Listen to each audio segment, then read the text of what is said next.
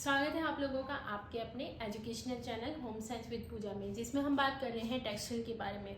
और बात करते करते काफ़ी आगे बढ़ चुके हैं और आज हम बात करेंगे ब्लू के बारे में। हमने पहली क्लास में ब्लू का थोड़ा सा इंट्रोडक्शन लिया था और कहा था कि नेक्स्ट क्लास में आपको ब्लू और केयर सिंबल जो है वो आपको बताए जाएंगे। तो चलिए बात करते हैं।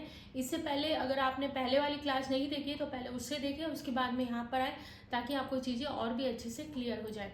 तो चलिए बात करते हैं आज ब्लू के बारे में। ब्लू हमने डिस्कस कर लिया था कि नील होता है और ये बेसिकली वाइटनेस लाने के लिए काम में आता है।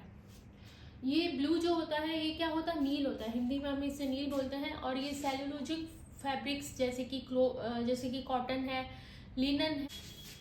नील हमारा सेलुलोजिक फैब्रिक्स में यूज़ होता है बेसिकली में, और मेनली जो है कॉटन और लिनन में यूज़ होता है। और ये किसके काम आता है, वाइटनेस लाने के लिए। और साथ ही अगर आपके कपड़े पर पीलापन है तो उसे हटाने के लिए हम नील का यूज़ करते हैं। हमने पिछली क्लास में डिस्कस किया था कि अगर आप नील चढ़ा रहे हैं और नील चढ़ाते समय अगर आपके पानी में झाग है, दो तरह का होता है नील, एक तो आपका लिक्विड फॉर्म में होता है, एक पाउडर फॉर्म में। जो सबसे बेस्ट होता है वो लिक्विड फॉर्म में होता है, अच्छा माना जाता है। मान लीजिए आपने जो लिक्विड है नील वो आपने पानी में डाला और आप डालने के बाद थोड़ी देर आप उसको खंगालेंगे और खंगालते हुए इसमें झाग आ रहा है तो वो आपके इसका मतलब ये है कि आपके कपड़े पर अनइवन जो नील है वो चढ़ेगी। इसके लिए कई बार हम देखते हैं कि कपड़े पर कहीं पर नील का दाग लगा हुआ है, कहीं पर नहीं है, कुछ अजीब सा ही टेक्सचर जो है कपड़े पर क्रिएट हो जाता है। तो इससे बचने के लिए हम एक काम कर सकते हैं। अगर आपकी नील अनइवन चढ़ी है तो पानी के अंदर नींबू का रस आप पानी के अंदर डाल दें और उसको अच्छे से मिलाने के बाद में आप पानी के अंदर उस कपड़े को थोड़ी देर के लिए 10 मिनट के लिए भिगो के रखें और उसे वॉश करके सुखा दें। साधारण पानी से सुखा दें वॉश करके। तो आपके पानी में आपका कपड़ा जो है उसमें जितनी भी अनइवन डाई थी वो पानी में एब्जॉर्ब हो जाएगी और आपका कपड़ा जो है इक्वली जो है नील चढ़कर आ जाएगा। तो ये तो कुछ तरीके थे, हमने यहाँ तक बात कर ली थी। अब बात करते हैं ब्लू के टाइप के बारे में।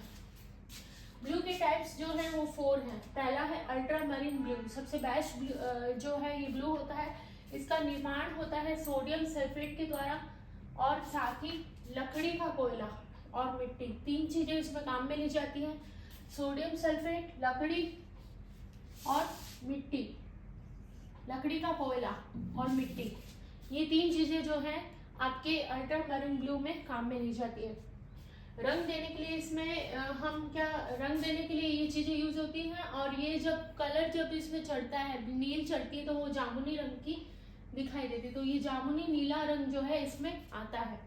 एक बार फिर से देख लीजिए, अल्ट्रा मरीन ब्लू, इसको बनाने के लिए सोडियम सल्फेट, लकड़ी का कोयला और मिट्टी, इन चीजों को काम में लिया जाता है।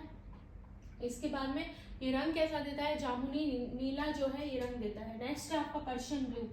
ये केमिकल यूज के लिए यूज होता है, जैसे कि आयरन सल्फेट है, आपका पोटेशियम क्लोराइड है, इन दोनों को मिला के इसका निर्माण किया जाता है। इसमें ये केमिकल यूज होते हैं, आपको ध्यान रखना है।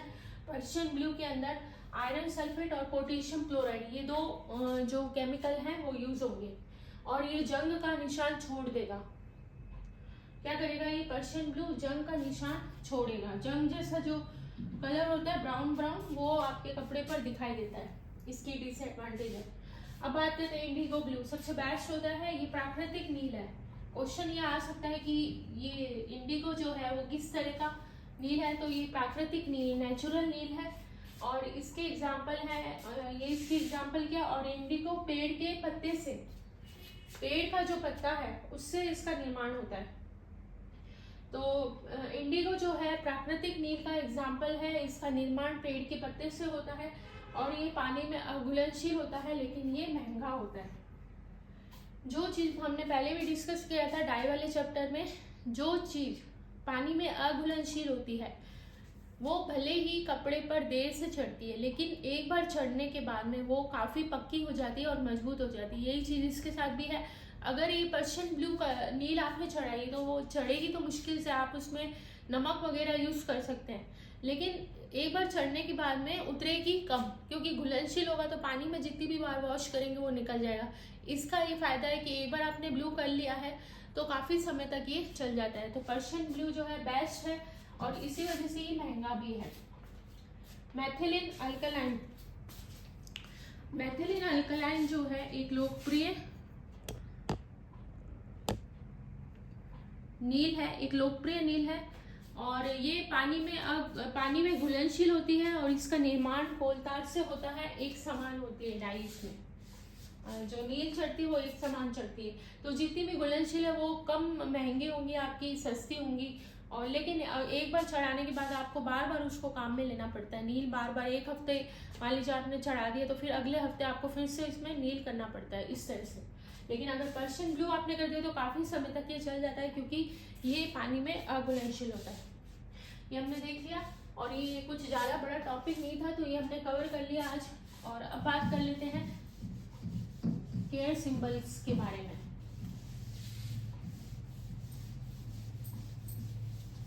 केयर सिंबल क्या होते हैं? केयर सिंबल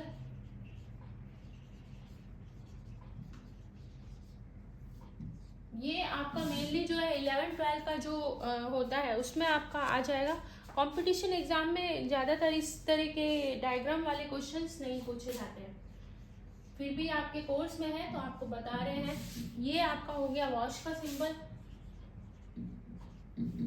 इसके अलावा ये आप सभी को पता होगा, ये वाला, ये हो गया आपका प्रेस यानी आयरन।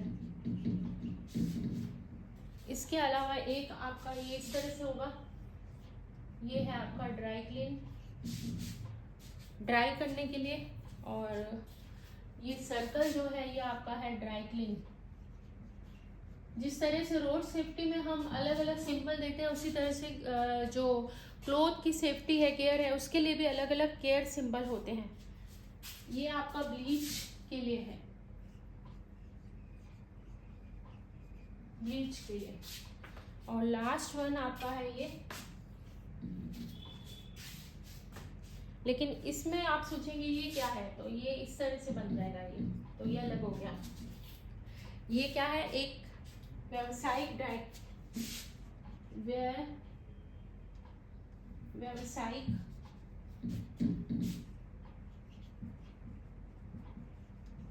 व्यावसायिक ड्राई क्लीन।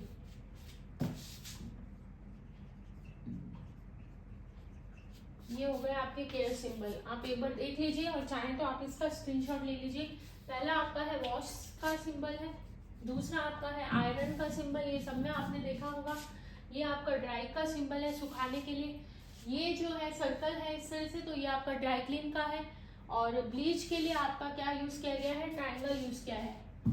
और व्यावसायिक चिन्ह, व्यावसायिक जो ड्राई क्लीन होती है उसके लिए इस तरह से आपका सर्कल बन जाएगा और चारों तरफ इस तरह से डैश बन जाएंगे, तो ये आपका व्यावसायिक ड्राई क्लीन का सिंबल बन जाएगा। अब थोड़ा सा ध्यान रखने वाली बात है, तो आपको ये तो हमने सिंबल देख लिए। एक आपके टेम्परेचर का भी आपने मशीन में आपने देखा होगा, टेम्परेचर भी सेट किया जाता है। तो ये जो इस तरह से आप देख रहे हैं ये वाला, ये 95 सेंटीग्रेड सिंबल का साइन है। अगर आपका पानी 95 सेंटीग्रेड पर गर्म है कपड़ों को धोने के लिए, तो ये उसका साइन आपका आ गया। नेक्स्ट है ये जो सिंपल, ये जो जरूरी है वही आपको बता रही हूँ। ये 30 सेंटीग्रेड, ये एक जो बिंदु है या पॉइंट है वो 30 सेंटीग्रेड का आपका सूचक कहलाएगा। और एक जो है आप और याद रखेंगे, ये 4 होंगे आपके पॉइंट और इसमें ये 60 सेंटीग्रेड का सूचक है। तो ये 3 चीजें आपको याद रखनी है। 6 अगर आपके हैं, ये देखिए आपको कितना इजीली याद हो जाएगा। 3 जो है, 3 की टेबल में कितने, 3 की टेबल में 9 आता है, 3 3 जा 9, तो आपको 9 तो ऐसे याद हो गया। 95 सेंटीग्रेड आपको याद रखना है। 6, ये 3 ऊपर है पॉइंट, 3 नीचे है। अगर 6 पॉइंट वाला बंच आपको दिखाई दिया है कंपटीशन एग्जाम में या आपके 11-12 के एग्जाम में, बीए के एग्जाम में या एमए में, तो आप समझ लीजिए ये क्या है, 95 सेंटीग्रेड का सूचक है। अगर आपके क्या शो हो रहा है, 30 सेंटीग्रेड शो हो रहा है, 30 के लिए हमें सिर्फ 1 पॉइंट लेना है और 60 के लिए हमें 4 पॉइंट लेने हैं। तो ये हो गया, आज हमने देख लिया नील, जो छोटा सा एक टॉपिक था लेकिन हमारे सिलेबस में है तो इसे कवर करना जरूरी था। अब हम कल की क्लास में हम बात करेंगे लेस के बारे में। लेस क्या होती है, किस तरह से उसको यूज़ किया जाता है कपड़े में, सबको ही पता है, लेकिन लेस के अलग अलग नाम भी हैं, अलग अलग टाइप्स हैं, और उनके अलग अलग नाम हैं और वो कहाँ कहाँ यूज़ की जाती है, इन सब के बारे में हम जानेंगे अब नेक्स्ट क्लास में। क्लास को ख़त्म करने से पहले आप अगर इन क्लासों को देख रहे हैं और आप बेनिफिट ले रहे हैं क्लासों से, तो आप पहले इसे सब्सक्राइब कर लीजिए, ऑल का बटन दबा दीजिए। आप जानते हैं जितना ज़्यादा आप शेयर करेंगे चैनल की रीच बढ़ती है, और जितना ज़्यादा रीच बढ़ेगी आपको उतनी ही ज़्यादा जो है सुविधाएं चैनल पर दी जाएगी। अभी मेरी प्लानिंग थी कि ये जो टेक्सटाइल है ये कंप्लीट हो जाए, उसके बाद में हम जो है रिवीजन की तरफ भी बढ़ेंगे। तो मैं चाह रही थी कि आप भी थोड़ा सा अपना एफर्ट दिखाइए, कोशिश कीजिए जितना ज़्यादा हो सके। जो लोग देखना पसंद करते हैं, मतलब जिन लोगों को इसकी नीड है, उन्हें आप शेयर कीजिए ताकि ज़्यादा से ज़्यादा लोग जो हैं इस चैनल के साथ जुड़े और आपको भी अच्छे से फ़ायदा हो, क्योंकि अगर हम किसी और का फ़ायदा करते हैं तो हमें अवश्य फ़ायदा होता है। तो चलिए इसी अच्छी बात के साथ आज की क्लास को यहीं पर एंड करते हैं। अब मिलेंगे नेक्स्ट क्लास में लेस के साथ। Thank you so much.